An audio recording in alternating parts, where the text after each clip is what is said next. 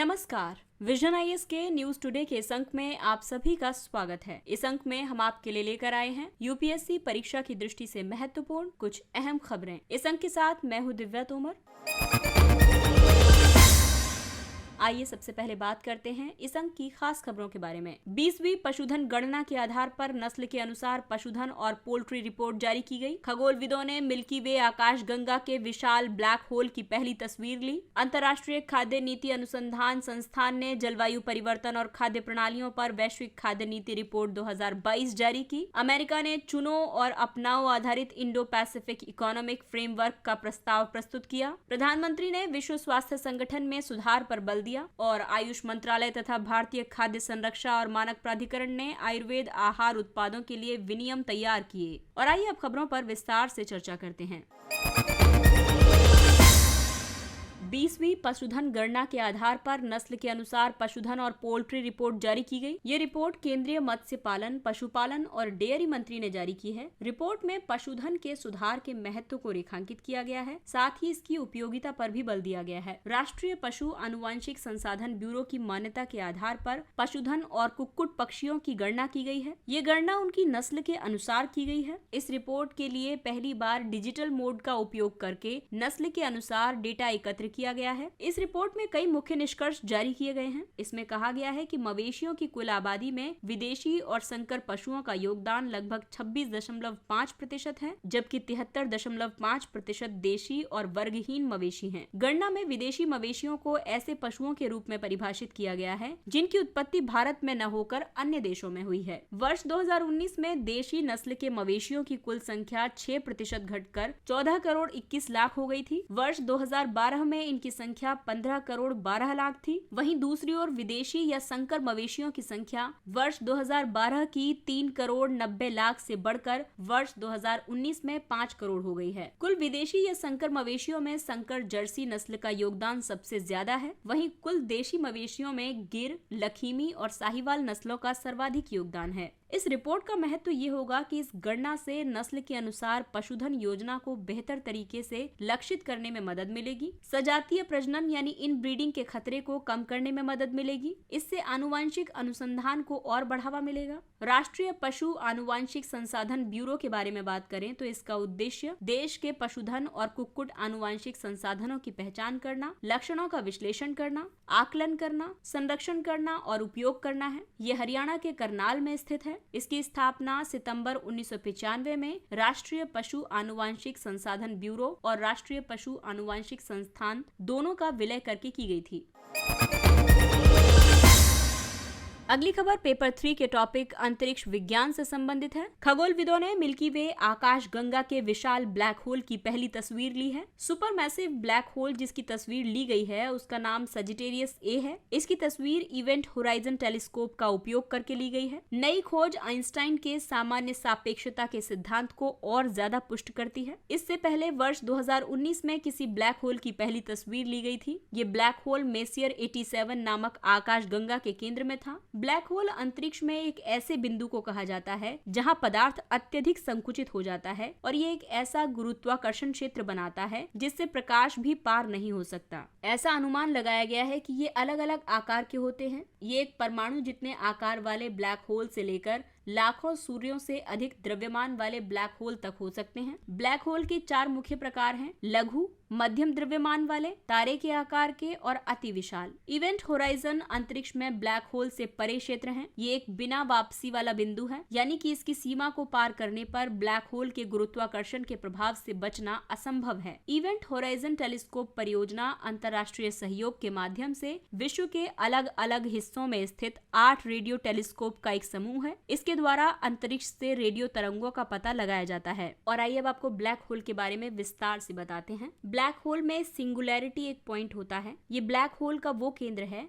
जहां अनंत घनत्व के क्षेत्र में पदार्थ नष्ट हो जाता है। दूसरा है सापेक्षतावादी जेट। जब तारे ब्लैक होल द्वारा अवशोषित कर लिए जाते हैं तो कणों के जेट और विकिरण लगभग प्रकाश की गति से बिखर जाते हैं। तीसरा है फोटोन क्षेत्र। ये ब्लैक होल के निकट गर्म प्लाज्मा से उत्सर्जित फोटोन है। ये फोटोन के प्रक्षेप पथ यानी ट्रेजेक्ट्री को मोड़ देता है और एक चमकदार वलय का निर्माण करता है। इसके अलावा है एक्रीशन डिस्क। ये बहुत ज्यादा गर्म गैस और धूल युक्त एक डिस्क है। ये ब्लैक होल के चारों ओर अत्यधिक तीव्र गति से चक्कर लगाती है और इससे विद्युत चुंबकीय विकिरण उत्पन्न होता है। इसके अलावा इवेंट होराइजन एक सिंगुलैरिटी के चारों ओर का प्रभाव क्षेत्र है और यहाँ पदार्थ और ऊर्जा ब्लैक होल के गुरुत्वाकर्षण से बच नहीं सकते। ये एक बिना वापसी वाला बिंदु होता है। और आइए बात करते हैं खाद्य एवं पोषण से संबंधित। अंतर्राष्ट्रीय खाद्य नीति अनुसंधान संस्थान ने जलवायु परिवर्तन और खाद्य प्रणालियों पर वैश्विक खाद्य नीति रिपोर्ट 2022 जारी की है। इस रिपोर्ट में साक्ष्य आधारित नीतियों और नवाचारों की एक श्रृंखला पर प्रकाश डाला गया है। इन्हें हमारी खाद्य प्रणालियों में अनुकूलन और शमन उपायों को प्राथमिकता देने तथा इन्हें तुरंत लागू करने पर बल दिया गया है। इस रिपोर्ट में कई निष्कर्ष दिए गए हैं। वर्ष 2030 तक भारत का खाद्य उत्पादन 16% तक कम हो सकता है। साथ ही भुखमरी से पीड़ित लोगों की संख्या में 23% की वृद्धि हो सकती है। जलवायु परिवर्तन के संदर्भ में वैश्विक खाद्य उत्पादन वर्ष 2010 के स्तर की तुलना में वर्ष 2050 तक लगभग 60% तक बढ़ जाएगा। वैश्विक स्तर पर 7 करोड़ से ज्यादा लोगों पर भुखमरी का खतरा होगा। इनमें लगभग 2.8 करोड़ से ज्यादा लोग पूर्वी और दक्षिणी अफ्रीका में होंगे। रिपोर्ट में यह भी कहा गया है कि वर्ष 2030 तक दक्षिण एशिया और पश्चिम तथा मध्य अफ्रीका में मांस का उत्पादन 2 गुना और वर्ष 2050 तक 3 गुना होने का अनुमान है। इन नीति संबंधी सिफारिशों में कई बिंदु रखे गए, जैसे कि खाद्य प्रणालियों को जलवायु सहनशील बनाने, संसाधनों का कुशलता से उपयोग करने और सतत नवाचारों के लिए अनुसंधान एवं विकास में निवेश किए जाने की जरूरत है। जल, भूमि, वन और ऊर्जा संसाधनों का समग्र और समावेशी अभिशासन तथा प्रबंधन सुनिश्चित किया जाना चाहिए। स्वस्थ आहार को बढ़ावा देने और खाद्य उत्पादन की निरंतरता में वृद्धि करने की जरूरत है। इसके अलावा मूल्य श्रृंखला की दक्षता में सुधार, व्यापार को सुविधाजनक बनाने और खाद्य पदार्थों के नुकसान को कम करने की जरूरत है। खाद्य प्रणाली में पूंजी प्रवाह में सुधार कर नए वित्तीय स्रोतों को आकर्षित करना चाहिए। और ये भी कहा गया है कि सामाजिक सुरक्षा कार्यक्रमों का लाभ ऐसी गरीब ग्रामीण आबादी तक पहुंचाने की जरूरत है जिनका जीवन यापन कृषि पर निर्भर है। इससे उन्हें जलवायु परिवर्तन के सबसे बुरे प्रभावों से बचाया जा सकता है। IFPRI यानी अंतर्राष्ट्रीय खाद्य नीति अनुसंधान संस्थान अंतर्राष्ट्रीय कृषि अनुसंधान पर सलाहकार समूह का अनुसंधान केंद्र है। इसकी स्थापना वर्ष 1975 में हुई थी। ये गरीबी को संधारणीय तरीके से कम करने और भुखमरी तथा कुपोषण को समाप्त करने के लिए अनुसंधान आधारित नीतिगत समाधान प्रदान करता है। CGIAR एक वैश्विक साझेदारी है। इसकी स्थापना वर्ष 1971 में हुई थी। इसे खाद्य सुरक्षित भविष्य के लिए अनुसंधान में संलग्न एक एकीकृत अंतर्राष्ट्रीय संगठन के रूप में स्थापित किया गया था।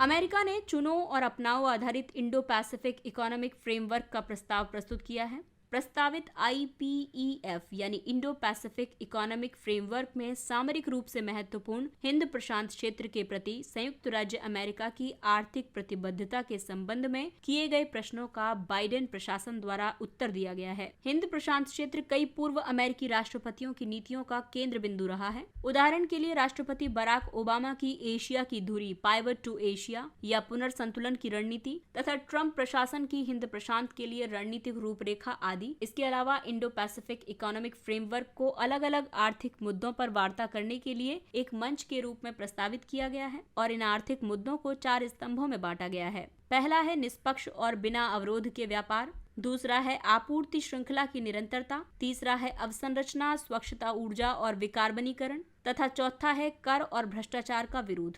संयुक्त राज्य अमेरिका IPEF में भारत की भागीदारी को बहुत महत्वपूर्ण मानता है। भारत इस फ्रेमवर्क को सकारात्मक रूप में देखता है। भारत आपूर्ति श्रृंखला की निरंतरता स्तंभ के मामले में विशेष रूप से सहयोग का पक्षधर है। हालांकि भारत ने विभिन्न देशों को इसमें शामिल होने के लिए प्रोत्साहित करने के लिए फ्रेमवर्क में लचीलापन लाने की भी मांग की है। अमेरिका इस क्षेत्र में अपनी आर्थिक गतिविधियों में भारत को एक महत्वपूर्ण भागीदार के रूप में देखता है। साथ ही इंडो पैसिफिक इकोनॉमिक फ्रेमवर्क के बारे में शंकाओं के समाधान के लिए वो भारत सरकार के साथ बहुत सक्रिय रूप से संवाद भी कर रहा है। चीन की बेल्ट एंड रोड पहल को देखते हुए हिंद प्रशांत क्षेत्र अर्थव्यवस्था और सुरक्षा पहलुओं के मामले में हित साधने के लिए एक अवसर प्रस्तुत करता है। प्रधानमंत्री ने विश्व स्वास्थ्य संगठन में सुधार पर बल दिया है। प्रधानमंत्री ने दूसरे वैश्विक कोविड वर्चुअल शिखर सम्मेलन को संबोधित किया। इस दौरान प्रधानमंत्री ने संस्थानों में सुधार की आवश्यकता को रेखांकित किया है। इस शिखर सम्मेलन की सह मेजबानी संयुक्त राज्य अमेरिका ने की थी। ये सम्मेलन महामारी की थकान की रोकथाम और तैयारी को प्राथमिकता की थीम के साथ आयोजित हुआ। पहला वैश्विक कोविड-19 शिखर सम्मेलन सितंबर 2021 में आयोजित किया गया था। शिखर सम्मेलन में वैश्विक स्वास्थ्य सुरक्षा अवसंरचना को अधिक लोचशील बनाने के लिए सुधारों की आवश्यकता को रेखांकित किया गया और इन प्रमुख सुधारों में जो रेखांकित किए गए सुधार हैं वो ये हैं कि बौद्धिक संपदा अधिकारों के व्यापार संबंधी पहलुओं यानी ट्रिप्स से संबंधित विश्व व्यापार संगठन के नियमों को लचीला बनाया जाए। टीकों और उपचारों के लिए WHO की अनुमोदन प्रक्रिया को कारगर बनाया जाए। इससे आपूर्ति श्रृंखला को बनाए रखने और पूर्वानुमान लगाने में मदद मिलेगी। विश्व स्वास्थ्य संगठन के वित्त पोषण और अभिशासन तंत्र में परिवर्तन और सुधार किए जाएं।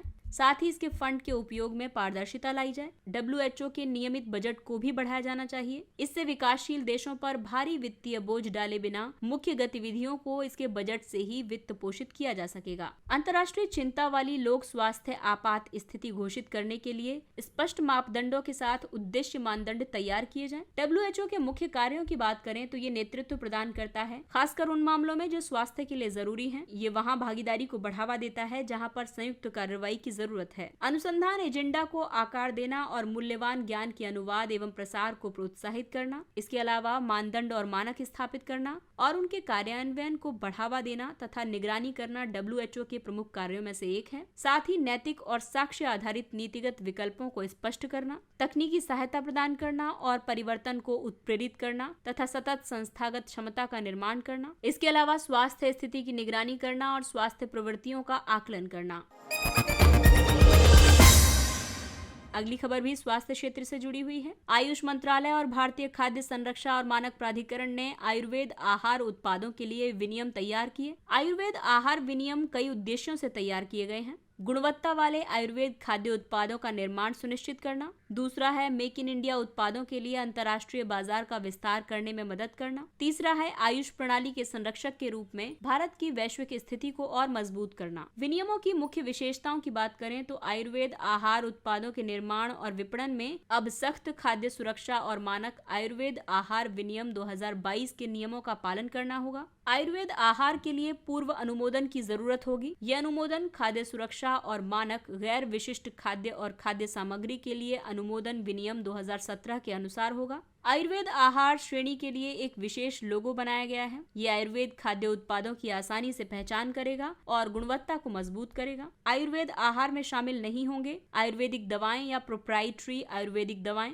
औषधीय उत्पाद, सौंदर्य प्रसाधन, स्वापक या मनः प्रभावी पदार्थ तथा जड़ी बूटियां। भारतीय खाद्य संरक्षा और मानक प्राधिकरण स्वास्थ्य और परिवार कल्याण मंत्रालय द्वारा स्थापित एक वैधानिक संस्था है। इसकी स्थापना खाद्य सुरक्षा और मानक अधिनियम 2006 के तहत की गई थी। इसका उद्देश्य भारत में खाद्य सुरक्षा और विनियमन को मजबूत करना है। फसाई द्वारा जारी अलग अलग खाद्य पदार्थों के लोगो की बात करें, ये लोगो जो आप देख रहे हैं ग्राफिक्स में, ये लोगो स्वस्थ भारतीय थाली का प्रतिनिधित्व करता है। ये अच्छे स्वास्थ्य के लिए सही मात्रा में सभी खाद्य समूहों को शामिल करते हुए संतुलित और पौष्टिक आहार सुनिश्चित करने का संकेत देता है। दूसरा लोगो आप देख रहे हैं वैगन का। शाकाहारी उत्पादों की पहचान के लिए ये लोगो दिया जाता है। ये हरे रंग की पत्तियां शामिल पदार्थ या पौधों की उत्पत्ति को दर्शाती है। ये तीसरा लोगो ग्रीन बिंदु का है, ये शाकाहारी भोजन के लिए है। वहीं चौथे लोगो में ये ट्रायंगल बना हुआ है जो कि मांसाहारी भोजन का एक साइन है।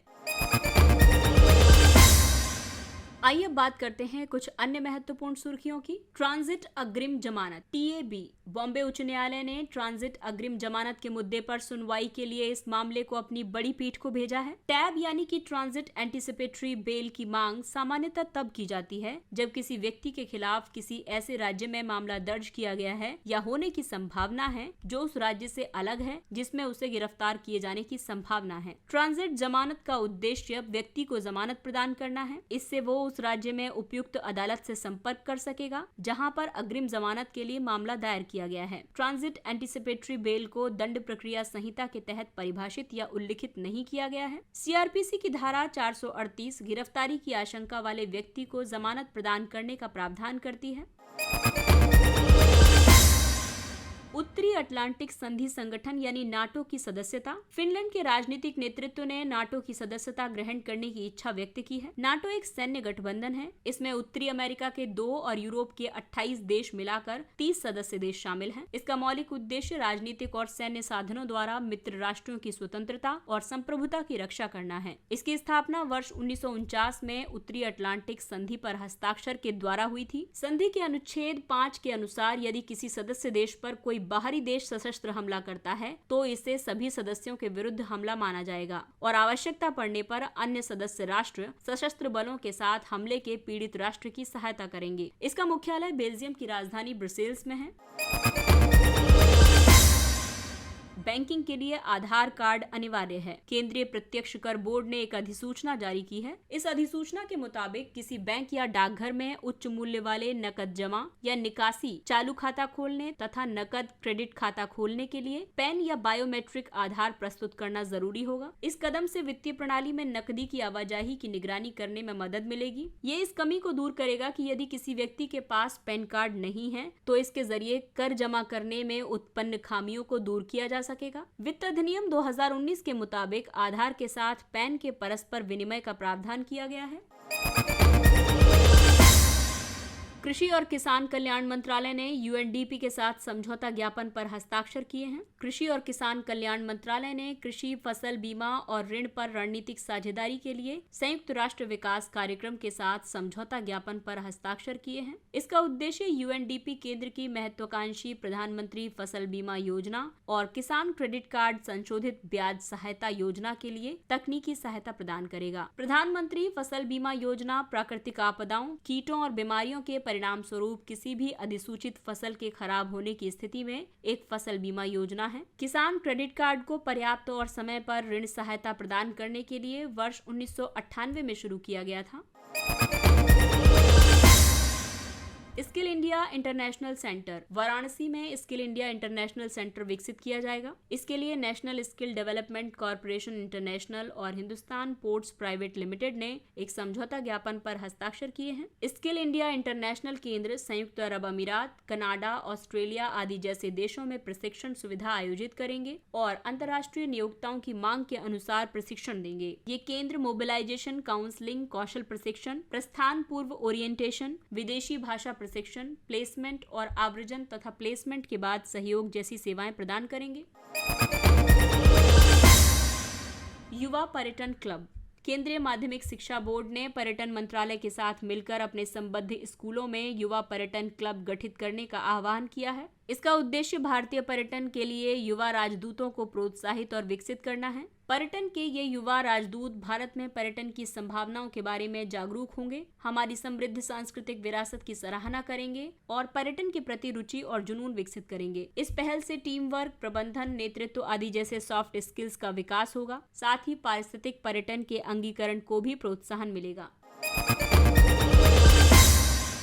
भारत टैप पहल। आवासन और शहरी कार्य मंत्रालय तथा पेट्रोलियम और प्राकृतिक गैस मंत्रालय ने प्लम्बेक्स इंडिया प्रदर्शनी में भारत टैप पहल की शुरुआत की है। प्लम्बेक्स उद्योग हितधारकों के लिए व्यवसाय और समृद्धि के लिए अवसरों को आपस में जोड़ने और नए अवसर तलाशने के लिए एक पहल है। भारत टैप कम प्रवाह वाले नल और फिक्सचर का उपयोग करने की एक अवधारणा है। इसका उद्देश्य जल खपत को कम करके जल की बचत करना है। ये BIS प्रमाणित वाटर एफिशिएंट प्लम्बिंग फिक्सचर्स को प्रोत्साहित करने के लिए जागरूकता सृजन के लिए एक पहल है। और आइए बात करते हैं सुर्खियों में रहे स्थान के बारे में। लुम्बिनी। भारतीय प्रधानमंत्री बुद्ध पूर्णिमा पर लुम्बिनी की यात्रा करेंगे। लुम्बिनी भगवान बुद्ध की जन्मस्थली के रूप में प्रसिद्ध है। यहाँ सिद्धार्थ गौतम का जन्म 623 ईसा पूर्व में हुआ था। ये दक्षिणी नेपाल के तराई मैदान में स्थित है। वर्तमान में ये नेपाल के रूपन्देही जिले में पड़ता है। ये भारतीय राज्य उत्तर प्रदेश के गोरखपुर जिले से 125 किलोमीटर दूर है। 249 ईसा पूर्व में मौर्य सम्राट अशोक द्वारा आदेशित स्तंभ अभिलेख से इसकी पुष्टि होती है। इस स्थल को अब बौद्ध तीर्थ स्थल के रूप में विकसित किया जा रहा है। इसे प्राचीन संस्मारक संरक्षण अधिनियम 1956 द्वारा संरक्षित किया जा रहा है। ये यूनेस्को का विश्व धरोहर स्थल है। लुम्बिनी संग्रहालय मौर्य और कुषाण काल की कलाकृतियों को प्रदर्शित करता है। इसके साथ ही ये अंक समाप्त होता है। अगले अंक में फिर मुलाकात होगी कुछ अन्य महत्वपूर्ण खबरों के साथ। तब तक अपना ख्याल रखिए, सुरक्षित दूरी बनाए रखिए, मास्क पहनिए, हाथ और चेहरा साफ रखिए क्योंकि कोरोना अभी पूरी तरह से समाप्त नहीं हुआ है। और अगर आपको हमारा कंटेंट पसंद आ रहा है तो इसे लाइक, सब्सक्राइब और शेयर करें। इसके साथ ही विजन IAS की पूरी टीम आपसे इजाजत लेती है। नमस्कार, थैंक्स फॉर लिसनिंग।